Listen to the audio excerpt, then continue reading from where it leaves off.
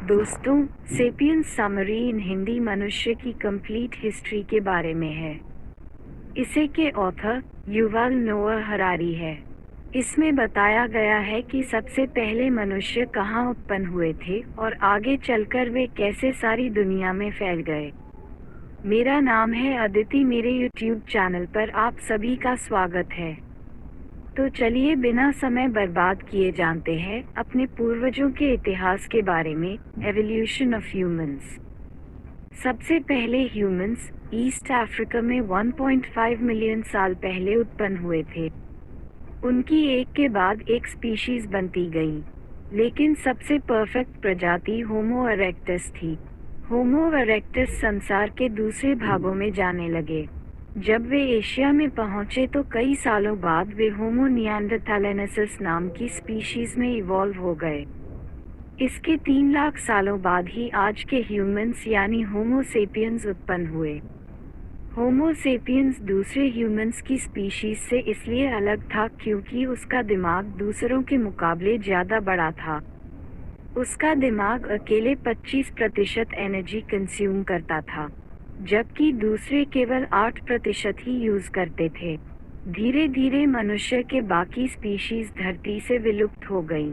ऐसा कैसे हुआ, इसके लिए निम्न 2 थियरीज दी गई हैं। 1. दी इंटरब्रीडिंग थियरी। ये थियरी कहती है फैन होमो सेपियंस होमो निएंडरथालेनेसिस स्पीशीज के साथ ब्रीडिंग शुरू कर दी थी। इस तरह एक दिन होमो निएंडरथालेनेसिस स्पीशीज विलुप्त हो गई। 2. The replacement theory. ये थियरी कहती है कि होमो सेपियंस ज़्यादा चालाक थे। वे होमो निएंडरथालेनेसिस को मार मार कर भगा देते थे, उनका खाना चुरा लेते थे। इससे धीरे धीरे होमो निएंडरथालेनेसिस विलुप्त हो गए। 2. The cognitive revolution. ज़्यादा बड़ा ब्रेन होने से होमो सेपियंस में ज़्यादा इंटेलिजेंस और विजडम भी आ गई थी। उन्होंने इसका प्रयोग करना शुरू कर दिया। इससे लगभग 70,000 साल पहले कॉग्निटिव रेवोल्यूशन आ गया। होमो सेपियंस ने कम्युनिटी में रहना शुरू कर दिया और हंटिंग के लिए नई नई स्ट्रैटेजी बनाना शुरू कर दी। उन्होंने आग का आविष्कार कर लिया और पत्थरों व हड्डियों से टूल्स भी बना लिए। ठंड से बचने के लिए उन्होंने एनिमल्स की स्किन के कपड़े भी बना लिए और बर्फ पर चलने के लिए जूते भी। इसका एविडेंस यह है कि साइबेरिया जैसे बर्फीले स्थान पर भी मनुष्य रहा करते थे। 3. होमो सेपियंस कॉज्ड एक्सटिंक्शन। इसके बाद मनुष्य ऑस्ट्रेलिया और अमेरिका की तरफ चले गए। वे जहाँ भी जाते थे वहाँ हंटिंग करते थे। इससे वहाँ की बहुत सी एनिमल स्पीशीज विलुप्त हो गई। जैसे अमेरिका में पहले कार जितने बड़े स्लॉथ और आर्माडिलोज होते थे, लेकिन अब वे नहीं हैं। ऐसे ही मैमथ, मास्टिडोन आदि एनिमल्स भी ज़्यादा हंटिंग के कारण एक्सटिंक्ट हो गए। ऐसे ही ऑस्ट्रेलिया में भी पाउच वाले मार्सुपियल एनिमल्स की स्पीशीज एक्सटिंक्ट हो गई। लेखक कहते हैं कि अब तक ह्यूमंस की वजह से 3 बड़ी बड़ी एक्सटिंक्शन हुई हैं। एक्सटिंक्शन की पहली लहर तब आई थी जब इंसान ने हंटिंग करना शुरू किया था। दूसरी वेव तब आई थी जब उसने एग्रीकल्चर सीखा था, और तीसरी लहर तब आई थी जब इंडस्ट्रियल रेवोल्यूशन आया था। इस प्रकार आदमी की वजह से दूसरी स्पीशीज हमेशा से ही विलुप्त होती आई हैं, और यह सिलसिला आज भी जारी है। 4. Evolution of complex language. मनुष्यों के सर्वाइवल का बहुत बड़ा कारण था कि उन्होंने एक कॉम्प्लेक्स लैंग्वेज बना ली थी। इससे उन्हें अनेकों फायदे हुए। देखा जाए तो होमो निएंडरथालेनेसिस प्रजाति होमो सेपियंस से ज़्यादा शक्तिशाली थे और वे उन्हें मार सकते थे, लेकिन उनके पास लैंग्वेज नहीं थी, इसलिए वे स्ट्रैटेजीज और प्लानिंग आदि नहीं बना सकते थे। होमो सेपियंस को इसी का लाभ मिला। वे प्रेडेटर्स को मारने के लिए सारी कम्युनिटी को उचित दिशा निर्देश दे सकते थे। लेखक कहते हैं कि लैंग्वेज से ही आगे चलकर तरह तरह की मिथ्स भी पैदा हुई, जैसे God, nation states, nationalism, consumerism. ये सब मिथ्स ही हैं, यानी हमारी इमेजिनेशन ही है। जैसे हम कहते हैं कि इंडिया हमारा देश है, लेकिन क्या वास्तव में धरती पर शुरू में देश थे?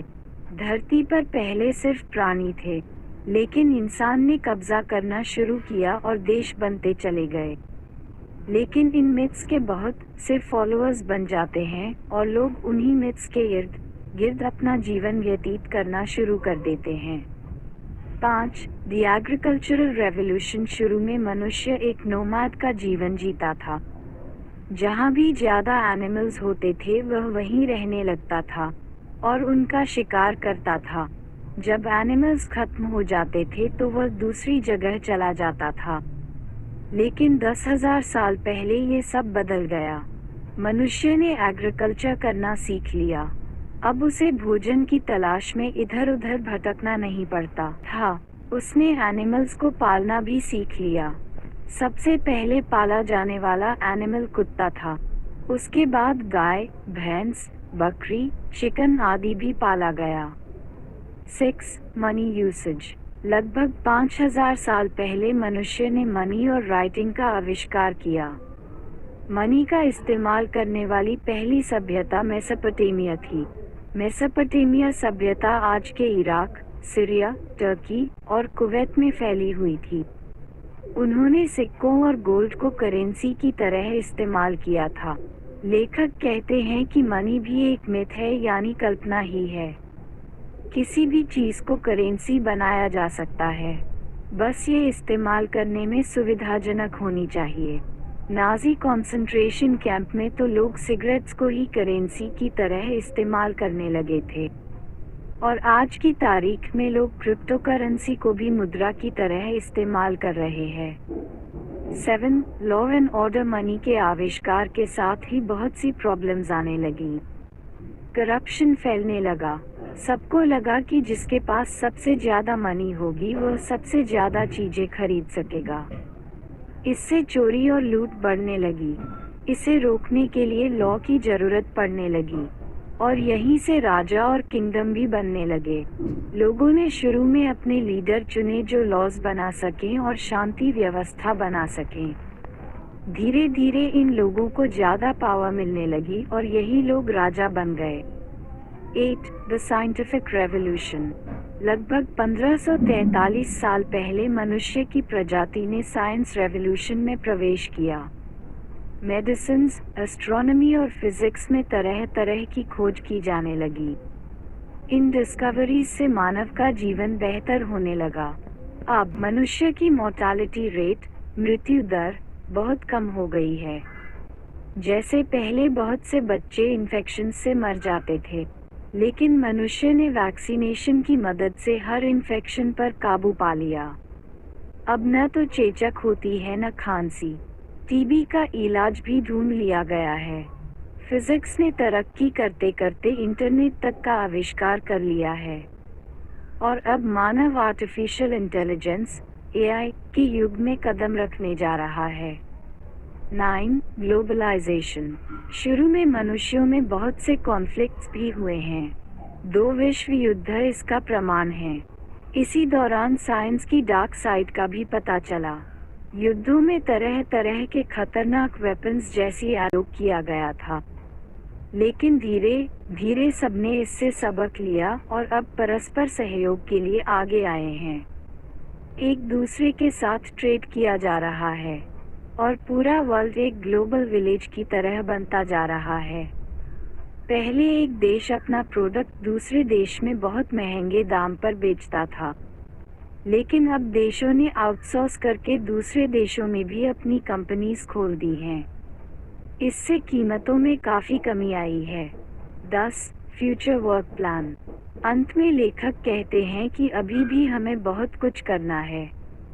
बहुत सी प्रॉब्लम्स आ चुकी हैं। क्लाइमेट चेंज उनमें पहले नंबर पर है। ओजोन कम हो रहा है और ग्लोबल वार्मिंग बढ़ रही है। इंसान को इसको कम करना होगा, नहीं तो दूसरी स्पीशीज के साथ साथ होमो सेपियंस भी खत्म हो जाएंगे। साथ ही वर्ल्ड में इनइक्वालिटी और डिस्क्रिमिनेशन को भी रोकना होगा, नहीं तो कॉन्फ्लिक्ट होते रहेंगे जो वर्ल्ड वॉर का रूप ले सकते हैं। जिससे ह्यूमैनिटी के सामने एक्सटिंक्शन का खतरा पैदा हो सकता है। दोस्तों, सेपियंस समरी इन हिंदी सुनकर आपने मनुष्य के इतिहास के बारे में जान लिया होगा। नीचे कमेंट करके बताइए कि यह किताब कैसी लगी, और नई वीडियो के लिए चैनल को सब्सक्राइब कर ले। Thank you for watching.